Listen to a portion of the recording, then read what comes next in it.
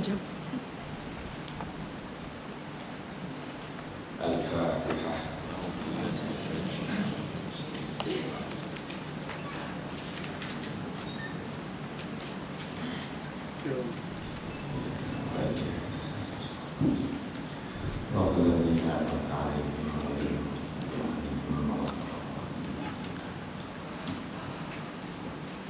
أعوذ بالله من الشيطان الرجيم. بسم الله الرحمن الرحيم.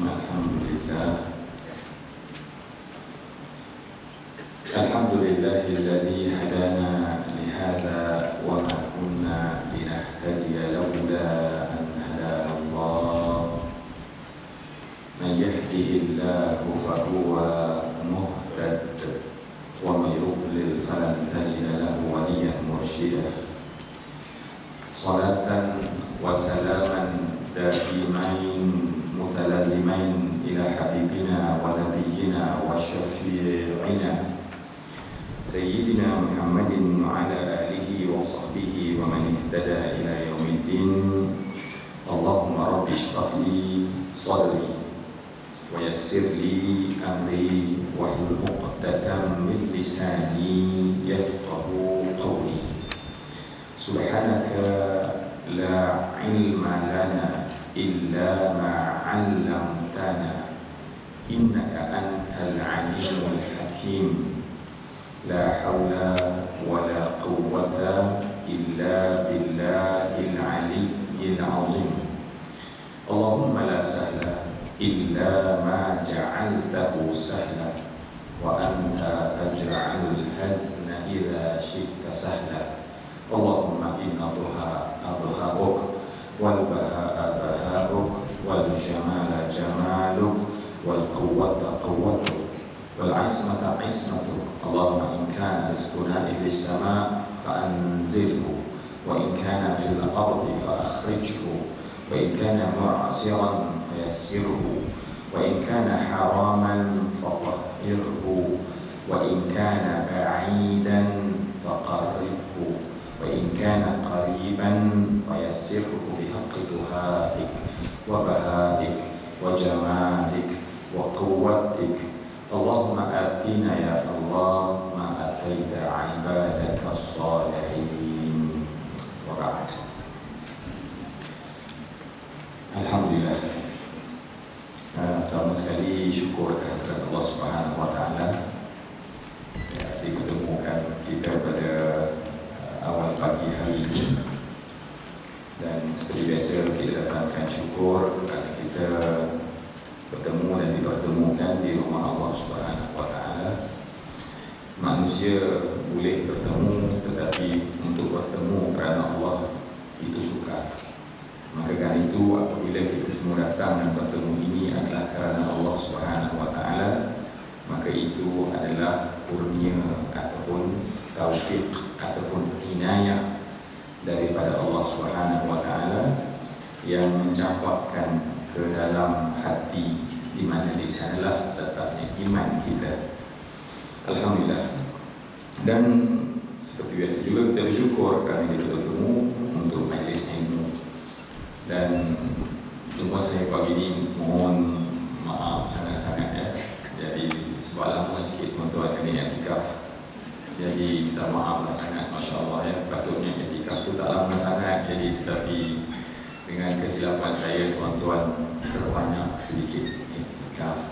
Tak disengajakan jam di situ sampai ke jambatan tu, Masya Allah nak lepaskan lama sangat ya. Jadi Insya Allah mungkin nanti main subuh kat sini juga ya. Senang kita kan. Jadi mohon maaf semua yang saya rasa boleh ke? Nampaknya separuh yang memaafkan, harapnya separuh lagi dan separuh ni insyaAllah demi sahabatku ni dia kata dimaafkanlah, alhamdulillah ya. Baik, kita sambung mukadimah kita. Di mana kita patutnya? Oh, kita dah saya menyebut pada masa yang sudah. InsyaAllah kita mula dengan ta'awuz. A'udzubillahi minasyaitanir rajim. Kita masih mukadimah. Saya saja nak simpan sebab bulan September kita cuti. Kelas tak cuti, saya cuti. kelas datang macam biasa. Saya yakin pihak masjid akan ada kelas kajian, tapi mungkin bukan tafsir, hanya pengajian yang lain. Dan insyaAllah kita mula pada bulan Oktober, insyaAllah ya. Bulan Oktober insyaAllah kita mula. Dan saya cadang bila mula tu kita dah buka kitab ni. Itu harapannya. Jadi sebab tu saya habiskan dengan mukadimah terlebih dahulu dalam bincang-bincang kita, supaya dengan mukadimah ini mengukuhkan orang kata kita punya pengetahuan. Tetapi saya sentiasa sedar apa yang saya cakap ini adalah merupakan untuk refresh ataupun polish ya, bukanlah satu-satu benda yang baru, sebab apa yang saya sampaikan ini adalah satu benda yang asas dan semua memahaminya dan semua mengetahuinya. Jadi kerja saya agak mudah kerana saya hanya orang kata refreshkan balik, kita segarkan balik. Sebab tu kita pergi dulu dengan tahrif Quran, betul kan? Dan kemudian kita bincangkan, kemudian kita tengok bagaimana penafsiran. Dan hari ini dalam mukadimah ini lagi, saya rasa elok juga kalau dapat sebelum kita bermula dengan ta'awudz, kita dah bincang dengan tafsir, bagaimana tafsir itu ditafsir, bagaimana Al-Quran itu ditafsirkan. Dan kita bakal menggunakan kitab ini yang kita sebut sebagai Tafsirul Jalalain. Tafsirul Jalalain. Tafsirul Jalalain. Mudhaf wa mudhafun ilaih. Mudhaf, tafsir, mudhafun ilaih, Jalalain. Maksudnya adalah tafsir bagi Al-Jalalain. Maknanya Al-Quran itu ditafsir bagi ataupun mengikut Imam Jalalain. Jadi lepas tu kalau gitu saya rasa elok juga kalau saya ceritakan lebih kurang latar belakang penafsirnya ya, dalam mukadimah kita ni saya rasa lebih sempurna. Dan masya-Allah saya duduk hari ini, saya duduk di depan ni, semua selesa ke? Saya tak apa selesa. Sebab kebetulan mak saya ada, ayah saya ada datang. Jadi masya-Allah ya. Kami datang kereta lain tadi, tapi masya-Allah jadi duduk tak berapa selesa bila mak dengan ayah ni ada kan. Jadi saya kena mohon izin mak ayah sebab bercakap lebih tinggi sikit suaranya. Dan doakanlah saya. Mana mak ayah saya? Ada. Okey. Yang lain adik-beradik, yang ada tu mak saya, ayah saya ya.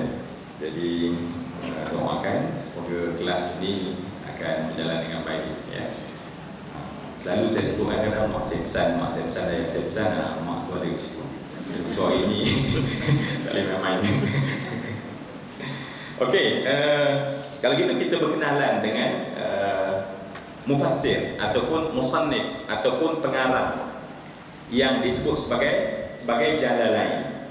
Dan semua orang tahu bahawa tafsir ini unik berbanding dengan tafsir-tafsir lain. Kenapa? Sebab dikarang oleh dua orang pengarang. Tafsirul Jalalain unik kerana ditafsir oleh dua orang pengarang. Dua pengarang mengarang satu kitab. Dua orang penafsir menafsir satu kitab. Lantas kitab itu dinamakan sebagai Al-Jalalain. Tafsirul Jalalain. Tafsir bagi dua orang jalal. Dalam bahasa Arab muthanna, maka kita gunakan dengan Jalalaini, dua orang jalal. Ya. Jadi kalau ada di sini yang memang namanya jalal, alhamdulillah ya, memang masya-Allah. Gabunglah namanya, bergabung dua orang jalal dengan seorang pelajar.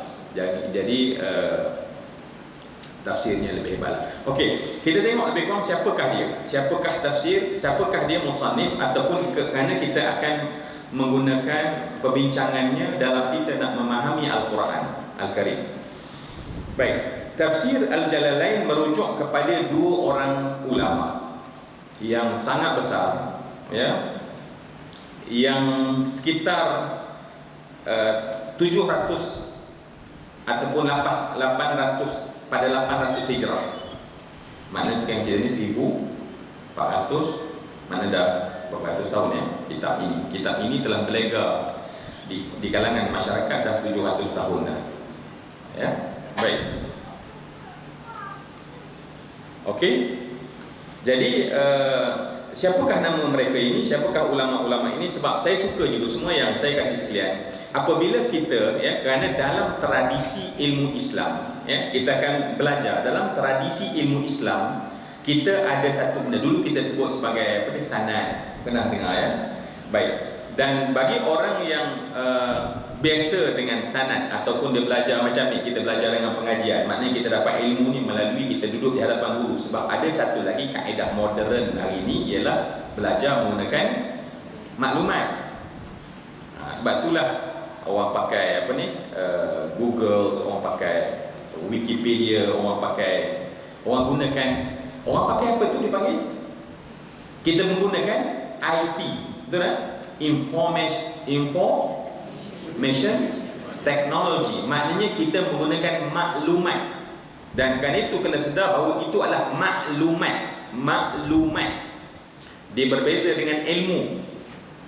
Ya, sebab tu orang yang dia mahir IT, dia mahir maklumat, belum tentu dia mahir ilmu. Sebab itulah Masya Allah orang yang mahir maklumat, katalah dia Masya Allah dia buka doktor dan dia kata dia doktor pakar. Di mana dia dapat? Sebab dia belajar di internet. Boleh buka hospital, boleh buka klinik, insya Allah dia baca macam mana tentang sakit gastrik, kemudian baca study, tengok ambilan maklumat sana maklumat sini. Alhamdulillah hari ini dah boleh lah insya Allah. Lepas tu dia pun buka doktor pakar Ramli untuk sakit gastrik, siap pembedahan. Tak jelas buka YouTube pula macam mana Allah mana. Ada semua sekarang ni. Baik, tak boleh. Kenapa tak boleh? Sebab itu adalah maklumat.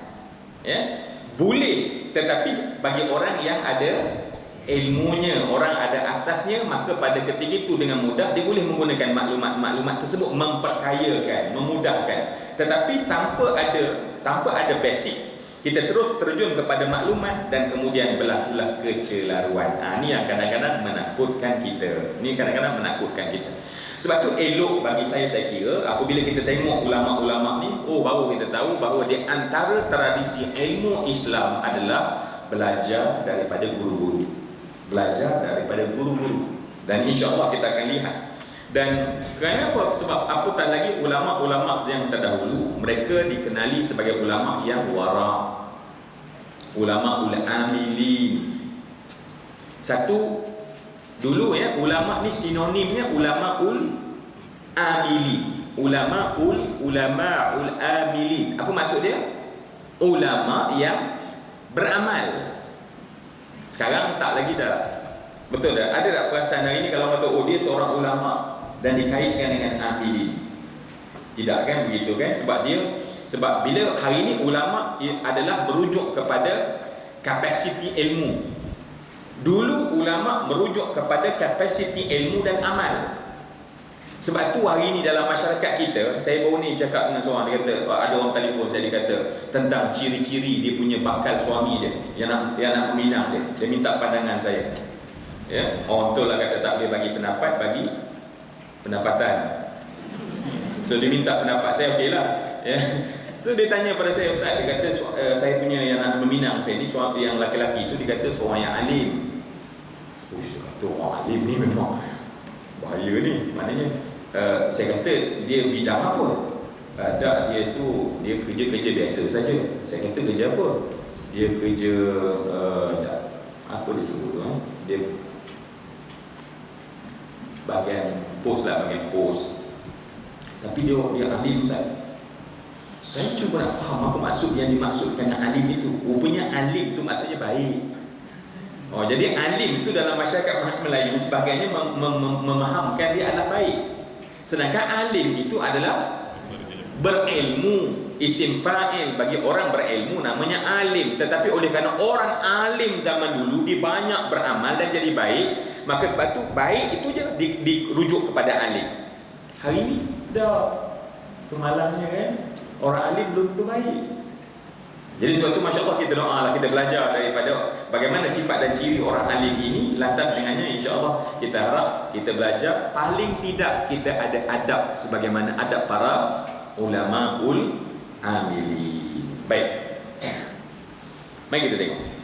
Sebab juga kata orang soleh, kata-kata yang terkenal di kalangan orang soleh, min dzikris salihin tanzilur rahmah, daripada tanda-tanda mendapat kerahmatan adalah dengan kita menyebut orang-orang baik. Ya, kalau kita dapat rahmat dengan satu cara kita menyebut nama-nama orang yang baik. Baik. Jalan yang pertama, ya, ingat Jalal ini adalah gelar. Jalal ini bukan nama dia pula rupanya, tetapi gelaran yang paling masyhur pada dia. Bukan nama dalam IC dia. Tu juga nak kena faham, ya. Jalal yang kita sebut Jalal-Jalal ini bukan nama dalam kad pengenalan dia, tetapi nama yang orang kenal bila sebut dia Jalaluddin, orang terus refer kepada mereka dalam dunia Islam, terutamanya pada zaman mereka. Contohnya lah, kalau Imam An-Nawawi, apa dia? Apa gelaran untuk dia? Di zaman dia lagi dah diberi kepada dia kerana kealiman dia. Kalau Imam An-Nawawi sebagai contoh, digelar sebagai Muhyiddin. Muhyiddin. Yang orang Melayu Muhyiddin. Panggilan mesra din. Muhyiddin daripada kalimah orang yang menghidupkan agama. Itu bukan nama dia, ya? Nama dia lain, tetapi gelaran diberikan kenapa? Sebab kerana begitu terkenal di zaman dia sendiri, ulama-ulama lain menamakan dia dengan Muhyiddin. Sehingga kita dapati bahawa Imam An-Nawawi itu sendiri kerana tawaduknya dia akan marah bila orang panggil. Katalah jemput dia, saya menjemput, katalah pengurusi majlis menjemput, dipersilakan Al-Fadhil Muhyiddin Abu Zakaria Imam Nawawi untuk tampil. Dia akan marah tu. Jangan panggil saya Muhyiddin. Tetapi gelar itu menjadi gelar yang orang berikan kepada dia. Begitu juga Jalaluddin ini bukan nama dia yang sebenar. Jalal adalah gelaran yang diberikan. Saya tak berapa nak faham, tetapi sehinggalah saya faham. Kalau dulu siapa pernah ingat, ada seorang ustaz Syekh, saya lupa tak nama dia, tapi kalau dia di belah Kedah tu, kalau dia kalau berceramah dia suka macam ada nasyid sikit. Dia macam dia pandai, dia ada satu kelebihan, dia guna bahasa dia tu sama je. Syekh apa tapi lalu keluar TV satu masa dulu. Ada dalam YouTube. Ada dalam YouTube. Mungkin ada. Sehinggalah saya pun kemudian namanya Syekh apa saya tak ingat. Kemudian baru saya tahu punya Syekh itu bukan nama dia. Dan semua orang tahu Ustaz Syekh, orang kata Ustaz Syekh. Tetapi Syekh itu adalah kerana dia pernah menjadi qadi. Qadi di Kedah dia panggil Syekh, mufti dia panggil Syekh. Jadi Syekh itu bukan nama dia, tetapi orang kenal dia. Ini contohnya bagaimana kita nak faham bagaimana bukan nama tetapi orang kenal dengan nama itu. Baik, begitu juga dengan dua orang Jalaluddin ini. Baik, Jalaluddin yang pertama dikenal sebagai Jalaluddin Al-Mahalli, ya.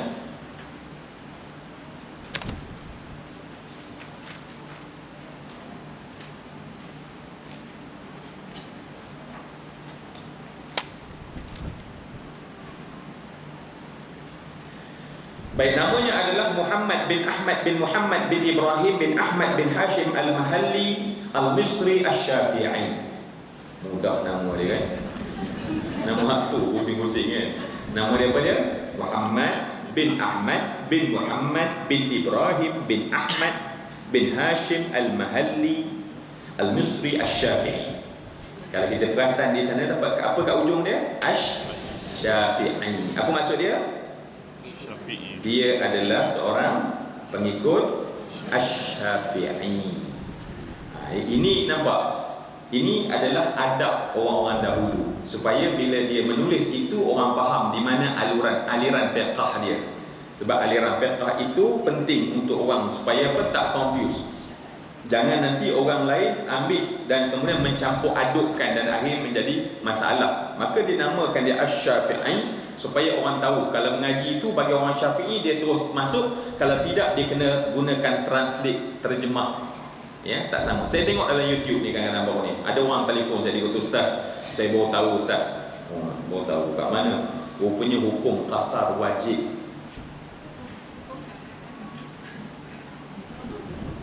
Hukum qasar solat itu wajib.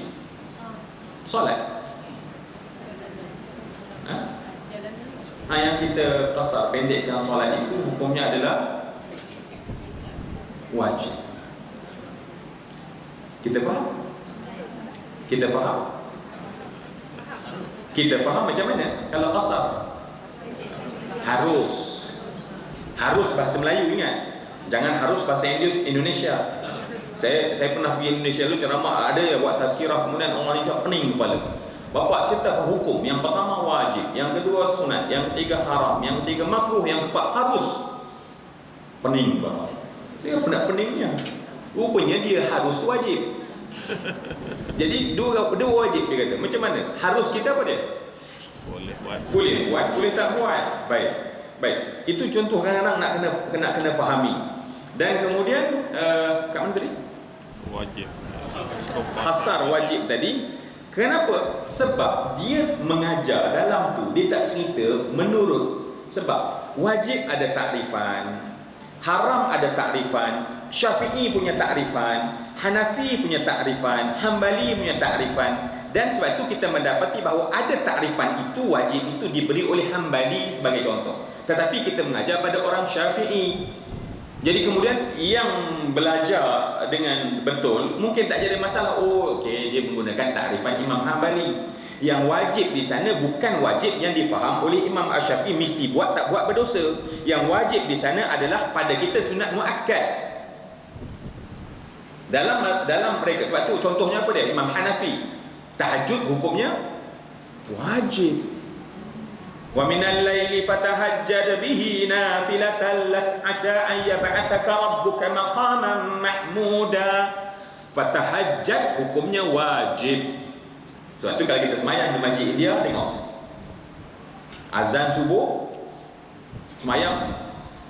Pernah semayang masjid India? Sila ya. Orang dah tak ramai KL ni, silalah pergi semayang di masjid India. Nak tahu bezanya semayang di masjid kita dengan masjid di Shah Alam ni dengan masjid dia. Masjid Shah Alam biasanya azan, kemudian berapa minit agaknya? 10 minit. Dalam 10 minit. Itu pun orang dah tengok jam kan. Nak kerja kan, cepatlah sikit kan. 10 minit. Dan qamat. Kenapa jadi macam tu?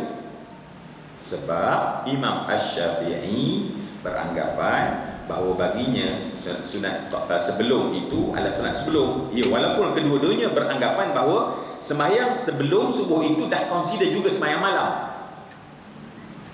Kita sembahyang sebelum subuh itu sebab tu Nabi tidak pernah meninggalkannya, sebab itu consider sebagai sembahyang malam. Dan kemudian Imam Hanafi oleh kerana sembahyang malam, kerana mereka itu wajib bagi sembahyang malam, dengan sebab itu mereka itu panjangkan bagi ruang dan kesempatan orang buat sembahyang sunat. Sembahyanglah insya-Allah. Sebab itulah orang-orang tua dulu, saya tak tahu kalau di Kelantan atau di mana, kalau kita mari awal dia kata apa dia? Subuh syafii mari dah. Subuh syafii mari dah. Apa makna dia? Subuh yang awal. Kalau subuh Hambali, Hanafi memang panjang. Hanafi dah nak cakap baru dia Allahu Akbar asyhadu la ilaha illallah. Baik. Sebab itu penting bagi kita memahami perkara ini. Sebab tu bagi mereka itu adalah sunat muakkad bila disebut wajib itu. Ya. Jadi bagi kita tak terjemahkan, bagi orang kita pening kepala. Dan Ustaz, wajib selama ni dah pernah dibuat nas dan nas. Ya nas, tetapi Imam Syafi'i menganggapnya tetapnya sebagai sunat yang dituntut. Ya, dan tidak berdosa, cuma orang yang tidak melakukannya sedikit peluang mendapat syafaat Rasul. Sebab pada mereka Nabi buat sangat-sangat, maka sebab itu mereka anggapnya sebagai wajib. Tetapi kalau dia tak buat, tak berdosa. Nampak tu, takrifnya berbeza. Maka sebab itu elok mereka menamakan begitu. Dan ulama ini masya-Allah, menariknya kalau kita tengok kitab Tafsir Jalalain daripada juzuk yang pertama sampai akhir, dia punya pola, cara seolah-olah kalau saya tak cakap macam ni, tak ada orang tahu bahawa dia ada dua musannif. Kalau kita baca buku, perasan tak? Setiap penulis ada dia punya gaya, cara dia, sehingga kita dapat tahu, oh ni tulisan ni tulisan ini, oh ini tulisan doktor ini tulisan doktor ini, contohnya. Ya. Tetapi kita tak, kalau saya tak cerita macam ni, kadang-kadang orang tak tahu rupanya sebab gaya bahasanya daripada mula sampai habis sama oleh dua orang ulama ini. Baik, maka yang menariknya lagi, tafsir Jalalain ini dimulakan oleh Jalaluddin Al-Mahalli tadi. Ya, dia orang Mesir. Ya, daripada kampungnya bernama Mahalli Al-Kabir. Maka sebab itu dinama Al-Mahlul Kabir, maka sebab itu dikata Al-Mahalli, bermaksud daripada Mahalli. Dan umur okeylah saya catat kelahiran dia, lahir pada tahun 791 Hijrah dan meninggal dunia ataupun wafat pada tahun 864. Ya. Lahir pada 791 Milad, 791, wafat.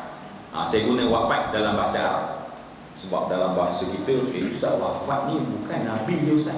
Dalam bahasa Melayu dia lain sebab kita ni terbiasa. Kalau orang biasa panggil apa? Mati. Kalau raja? Mangkat. Kan beza. Tak boleh sebut raja mati kan. Mangkat. Kalau Nabi-Nabi? Wafat. Kalau kafir? Tengok tu. Tak apa aja. Tengok. Bila kafir mampus. Bila sebut mati, dosa. Mampus. Okey, nampak kita punya berbeza. Tetapi dalam di kalangan Arab, ya, Abu Jahal wafat. Qatufiya Abu Jahal. Dia akan gunakan kalimah wafat kepada Abu Jahal, kepada Nabi, kepada siapa pun, maka digunakan satu saja, yakni wafat. So saya gunakan wafat, kita faham sebab maknanya wafat itu boleh digunakan dalam konteks bahasa Arab. Tetapi untuk bahasa Melayu tak apalah kalau kita kata bilakah tarikh meninggal dunia. Meninggal dunia lebih lembut, ya. Okey. Lahir 791 Hijrah dan wafat pada tahun 864. Berapa umur dia? Berapa? Allah, pakar-pakar matematik tu jawab. Saya pakai saja, ya, 73 tahun. Dan dia yang mula mengarang kitab ini. Dan dia ini juga merupakan guru kepada Jalal yang kedua nanti. Dia guru dan dia nak mengarang semua sekali, tetapi niatnya tidak kesampaian. Maka dengan sebab itu akhirnya dia dapat mengarang separuh saja. Dan yang peliknya separuh saja itu daripada mana? Daripada suratul Kahfi sampai surah Nas. Dia nak mula, tetapi dia ambil mula daripada suratul Kahfi sampai surah Nas. Suratul Kahfi ni surah separuh Quran tu, sampai ke akhir Quran. Seolah-olah macam dia tahu bahawa nanti lepas dia meninggal, beberapa belas tahun kemudian, anak murid dia akan sambung bermula daripada Baqarah ke suratul Isra, maknanya sampai surah Kahfi 1 sampai 15, 15 sampai 30. Akhirnya tamam tafsir Jalalain yang telah berlega dalam dunia Islam, yang memberi sumbangan dan manfaat untuk memahamkan Al-Quran itu secara ijmali, secara umum oleh mereka, ya. Jadi Masya Allah, dimulakan daripada surah Kahfi, surah An-Nas, kemudian baru dia patah balik dengan surah Al-Fatihah. Maka surah Al-Fatihah di sini juga dibahaskan oleh dia. Kemudian dia buat surah Baqarah tapi tak habis dan meninggal dunia. Jadi kan itu Imam Jalal yang kedua nanti disambung daripada Baqarah sampai ke suratul Isra, ya, surah Isra sebelum surah Kahfi. Okey. Maknanya tafsir tu penulisnya dia bermula pada surah Kahfi sampai kepada juz 30. Iya.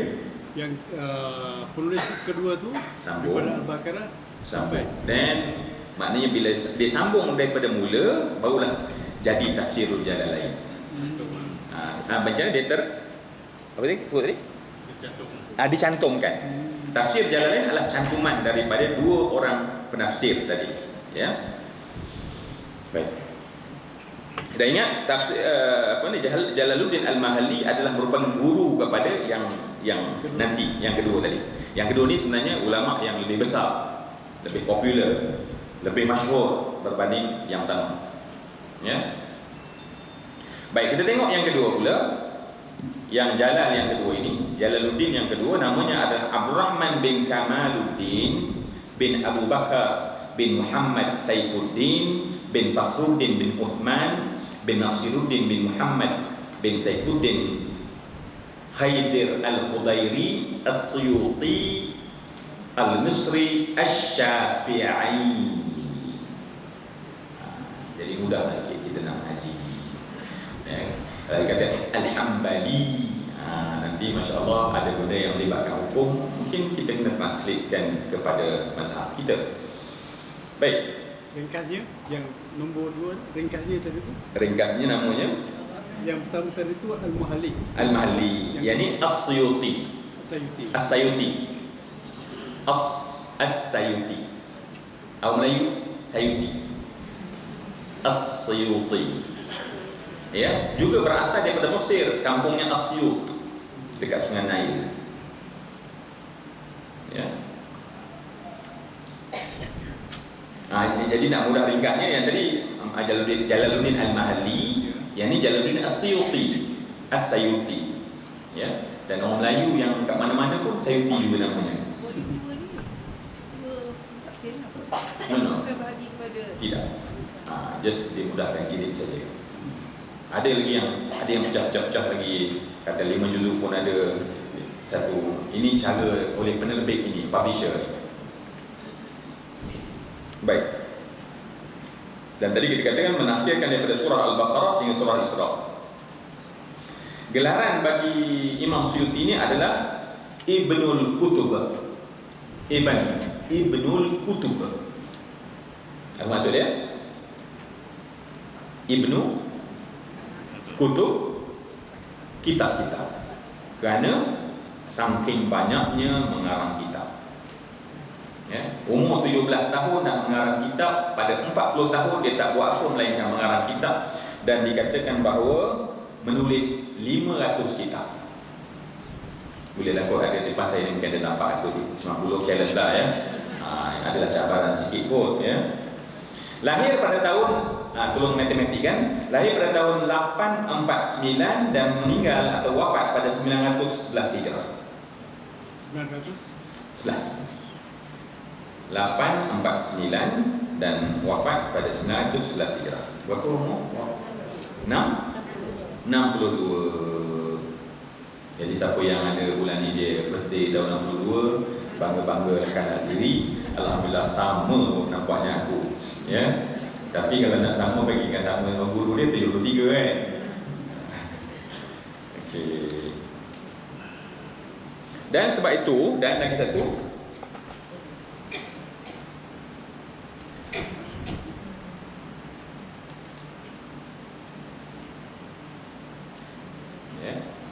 dan dalam ini juga, dalam tafsir Jalalain ini dimasukkan hasyiah. Kalau dulu hasyiah tu maknanya kalau kita buat kitab kat tepi ni, dan kitab lama dia ada kat tepi ni, ya, catatan tepi dia sebut, maka dimasukkan, tapi kat sini dimasukkan dalam jadi satu kitab, yakni kitab Asbabun Nuzul daripada kitab Lubabun Nuqul. Jadi yang ditulis ditambah macam ada 2 kitab dalam ni. Tapi kitab tu, sebab kalau kita buka kitab lama, dia akan ada kat tepi ni, nampak tak? Dia dalam tu adalah min, yang di luaran dia sebagai luaran, hasyiah dia panggil. Maka sebab itu Lubabun Nuqul adalah kitab yang dikarang oleh Imam As-Suyuti, dimasukkan juga dalam ni sebagai kitab Asbabun Nuzul. Sebab-sebab turun ayat itu dimasukkan. Maknanya dia pergi kepada keseluruhan daripada yang dikarang sampai yang dah dikarang, dimasukkan Asbabun Nuzul. Boleh? Okey. Imam As-Suyuti ini mengarang lagi, kalau kita tengok tempat kitab yang lain, 20 kitab tafsir yang lain di samping tafsir Jalalain. Bukan saja. Dan antara yang mungkin terkenal Ad-Durrul Manthur, Ad-Durrul Manthur fi tafsiri bil ma'thur. Ad-Durrul Manthur fi tafsiri bil ma'thur, yang dia menggunakan semua Imam At-Tabari punya hadis, digunakan untuk mensyarahkan Al-Quran. Sebab ingat tafsir bil ma'thur, apa itu tafsir bil ma'thur? Menggunakan hadis, Quran, kata-kata sahabat, tabi'in. Maka itu disebut sebagai tafsir bil ma'thur, untuk menafsirkan Quran. Maka insya-Allah, maka Jalalain apa dipanggil? Bir ra'yi, ya. Bir ra'yi. Dan Imam As-Suyuti juga adalah merupakan seorang al-hafiz. Apa seorang al-hafiz? Apa maksud seorang al-hafiz? Ya, menghafaz hadis, ya. Bila sebut al-hafiz itu maknanya al-hafiz. Bila sebut al-hafiz dia adalah seorang penghafal hadis, dan Imam As-Suyuti dikatakan menghafaz 200,000 hadis musannadah. 200,000. Mungkinlah yang mungkin 199,000 ni tercapai kan. Macam nak sama aku. Okey. Tapi kalau tak ada tu, tahu-tahulah sendiri mau faham lah ya. Kadang-kadang kalau tak faham kapasiti orang tu dan orang tu dah meninggal, kita rasa kita ni pandai lagi pada dia kan. Sebab tu senang-senangnya saja, masya-Allah ya. Dia seorang al-hafiz ya, al-hafiz. Al-hafiz adalah seorang ya, dalam masyarakat Melayu kita sebut al-hafiz apa? Hafal Quran. Tapi dalam konteks dunia Islam disebut al-hafiz maknanya masya-Allah. Dan lebih clear sebenarnya disebut di permulaan. Al-Hafiz Ibn Hajar Al-Asqalani. Dan sebab tu kalau hafaz Al-Quran, Ustaz Al-Hafiz di bawah belakang. Dia tak buat di hadapan. Sebab hadapan itu ialah gelar untuk hafiz dalam ilmu hadis. Dan saya tak pasti zaman sekarang siapa yang memakai, menyandang gelaran Al-Hafiz ni, tak tahu. Ya, boleh mengomentar tentang hadis, tetapi belum tentu dia punya kapasitinya sebagai Al-Hafiz. Sebab dalam ilmu hadis banyak dia tingkatan. Yang paling tinggi Amirul Mukminin, yang paling tinggi. Al-Hafiz tu dah kira bawah dah. Dan dia mengarang 12 kitab tentang kitab hadis, tentang berkenaan dengan hadis. Dan guru beliau yang mungkin kalau kita sebut terkenal adalah Ibn Hajar Al-Asqalani. Guru beliau adalah Ibn Hajar Al-Asqalani yang mengarang Bulughul Maram, yang mensyarahkan hadis-hadis ya. Ibn Hajar Al-Asqalani Asy-Syafi'i. Ibn Hajar Al-Asqalani yang sangat alim dalam ilmu hadis. Bahkan dikatakan bahawa masa dia belajar, dia masih kecil lagi, dan Ibn Hajar Al-Asqalani kalau diminum air masa mengajar, dia akan tinggalkan untuk si Imam Suyuti. Dia akan tinggal air dia untuk Imam As-Suyuti. Itu Ibn Hajar, itu guru dia, masya-Allah ya, alim. Dan kalau Syekh Abdul Wahab Asy-Sya'rani menyatakan bahawa dia berguru dengan 600 ulama. Dia mencari mana guru sehingga dia menyenaraikan. Ini yang saya dapatlah. Yang lain mengatakan bahawa ada 30 tu mana ulama besar. Mana asal saja ulama dia akan menuntut. Maka sampai tahap seramai gitu guru dia pun boleh lawan kan. Kita ada sebanyak tu kan. Masya Allah. Sebab tu kadang-kadang perlunya kita tahu tentang mereka-mereka ini supaya kita tahu, masya Allah, betapa besarnya mereka. Dan kemudian dengan tujuan apabila kita cuba mengomentar tentang mereka, kita tahu cara-caranya lah ya. Sebab orang yang kadang-kadang tidak tahu tentang kapasiti ini, saya tengok juga banyak ya yang mengarang. Sebab pastinya setiap kitab ini boleh orang kata ditahkikkan dia. Kita boleh tahkikkan. Ada ulama kemudian mentahkikkan, maksudnya membuat revision balik, review balik, semakan balik. Tetapi setengahnya yang kadang-kadang tak tahu adakah gurunya 600 ke, ataupun adakah dia hafaz pada umur 8 tahun. Sebab Imam Suyuti hafaz Al-Quran pada umur 8 tahun. Bahkan dia kata 7 tahun. Maknanya 7 tahun tak usah sekolah rendah lagi, dah hafaz Quran 30 juzuk. Dan kemudian masya Allah, kemudian bila mengomentar tanpa tengok seluruh latar belakang itu, macam baik je. Suyuti ni dia tidak berapa jelas dalam ini. Ramai ya, kabur nampaknya. Jadi seolah-olah kita lupa dia menghafal 200,000 hadis. Kita lupa bahawa dia pernah berhadapan dengan 600 guru dalam keadaan dia menulis pada ketika itu. Dan kemudian masya Allah, ialah kita berkata dia pun manusia juga. Alasan yang paling best, dia pun manusia juga. Maka manusia ada salah. So kalau dia manusia juga, kita ni apa? Lupa ke? Masa tu kita terlupa. Jadi sebab tu semua yang saya suka kalau dapat, biarlah kita duduk dengan penuh beradab, Ya, sekiranya ada. Sebab tu semua yang saya kasih sekalian, sebab saya tengok juga komentar yang dibuat oleh seorang pensyarah yang membahaskan, dan kemudian kalau orang baca sepintas lalu dan menyatakan bahawa dah Jalalain tak dipakai, bahas mengatakan bahawa hadis-hadis maudhu' dan Israiliyat dalam tafsir Jalalain. Dan orang yang itu dah menganggap terus daripada Imam Jalalain main nampak jalan ni dia perkataannya. Sebab itu semua yang saya kasih sekalian, ya. Sebab kita kena ingat, ya, hadis-hadis itu ada yang pada setengah ulama pada pandangan dia itu maudhu'. Pandangan dia maudhu'.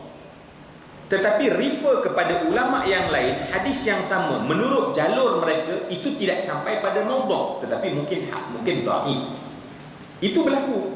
Yang ketika itu saya tengok hari ini dah jadi macam satu kegairahan. Apabila itu, oh ini maudhu'. Oh ini maudhu'. Sedangkan maudhu' itu refer kepada seorang ulama. Kenapa tidak refer kepada banyak ulama dan menyatakan oh rupanya ulama ini kata ini tidak sampai pada maudhu', ya. Jadi berhati-hati jugalah dalam tu. Dan saya yakin kalau kita belajar menggunakan adab, ya, kita belajar tu adab untuk aku dekatkan diri untuk mencari kebenaran, insya-Allah kita akan dapat banyak kebaikan daripadanya. Okey. Lebih kurang macam tu. Ada sikit soalan tentang Pertama sekali, memang itu memang kita wakilkan pada Tuan Haji ni ke untuk tanya. Sebelum saya datang tadi pakat-pakat dia. penulis yang pertama, Mahli. Dia Mahli, mengumpulkan daripada surah yang ke-18, surah Al-Kahfi. Surah Kahfi 15. Kahfi 18. Tapi dia ambil daripada 15. Oh dia 15 sebelum. Sebab dia actually habis Isra, dia mula dengan Alhamdulillahilladzi. Oh, okey. Okey. Lepas tu sampai habis, ya, surah An-Nas. Lepas tu masuk balik kepada Al-Baqarah. Al-Baqarah. Ayat 1 sampai ayat berapa? Okey. Ayat 1 sampai berapa actually dia sampai Ali Imran. Tetapi oleh kerana bila Imam As-Suyuti dia ambil, dia terus mula daripada mula Baqarah. Ya, ya. So yang Baqarah yang berapa tu tak dipakai lagi. Maknanya dia ambil Baqarah tu memang daripada dia. Baqarah, Ali Imran, An-Nisa semua dia buat dah. Boleh. Boleh. So jadilah tafsirul Jalalain. Mungkin ada yang baru datang hari ini, mungkin alamak ni mana ni perbincangan kita. Actually kita masih mukadimah, tapi mukadimah ni hanya berkenalan dengan pengarang kitab. Mungkin yang datang follow daripada awal rasa macam okey juga, tapi mungkin yang tengah-tengah ni rasa macam ya. Okey, sabar sebab nanti insya-Allah kita masuk pada surah Al-Fatihah, nanti insya-Allah dia akan mula balik macam itu tidak sequel, ya. Ini macam sequel. Bila sequel ni kadang-kadang orang yang masuk tengah-tengah dia rasa macam apa ni ya. Dan yang bestnya apa ni yang best dia nantilah. Jangan tidur rugi. Sebab kita tidur kat rumah lagi best untuk makluman. Kadang ada aircon kan. Jadi kat sini tak berapa best sangat sebenarnya. Okey. Macam mana? Actually surah Al-Fatihah Imam Al-Mahalli. Dia sebab di bawah dia sampai kat Al-Mahalli bawah tu.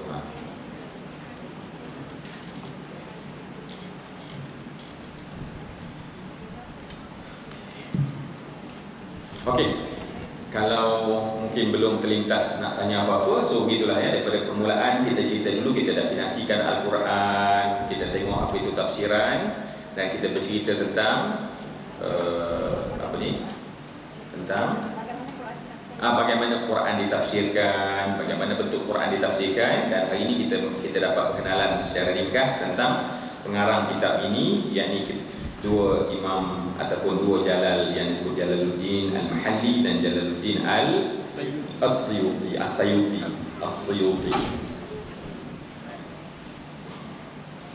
Baik, kalau okey kita saya ada berapa minit ni sebenarnya?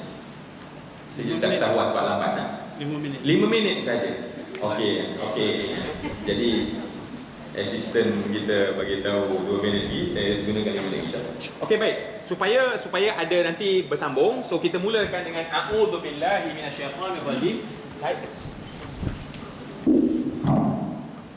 Kita insya-Allah akan bincangkan tentang basmalah, bismillahirrahmanirrahim. Tetapi seperti yang saya katakan, kita akan bincang agak panjang pada Fatihah insya-Allah lah. Ya. Sebab kalau tafsir Jalalain ni macam kita katakan dia adalah tafsir yang ijmali, dia agak ringkas secara umum saja. Tetapi oleh kerana kita semua faham bahawa surah Fatihah ini adalah surah yang disebut sebagai ibu Al-Quran, maka sebab itu dalam membincangkannya kita akan bincang agak lebar sedikit. So bila lebar sedikit kita akan lebih banyak menggunakan banyak perbahasan di kalangan ulama-ulama tafsir yang lain. Ya. Okey, jadi kita ikut adab membaca Al-Quran. Allah Subhanahu wa taala menyatakan fa idza qara'tal Qur'ana fasta'idz billahi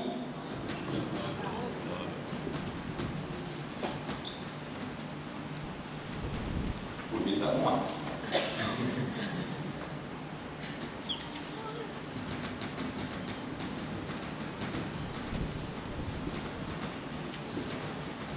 Baik. Oleh kerana adab membaca Al-Quran, rupanya ada satu adab yang telah didesain oleh Allah Subhanahu wa taala dalam Al-Quran, fa idza qara'tal Qur'an fasta'idz billahi minasyaitonir rajim. Apabila kamu, fa itu terjemah sama-sama, fa idza, fa maka.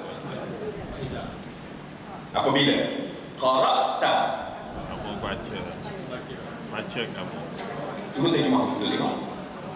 Past tense tu. Itu past tense tu. Kamu telah baca Quran. Maka fasta'iz. Maka ista'iz.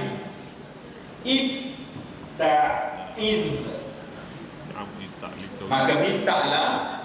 Bahasa Arab ni kalau ada hamzah masuk, kemudian sin ada ta, lepas tu tambahlah perkataan sebelumnya, maka dia telah menjadi makna minta.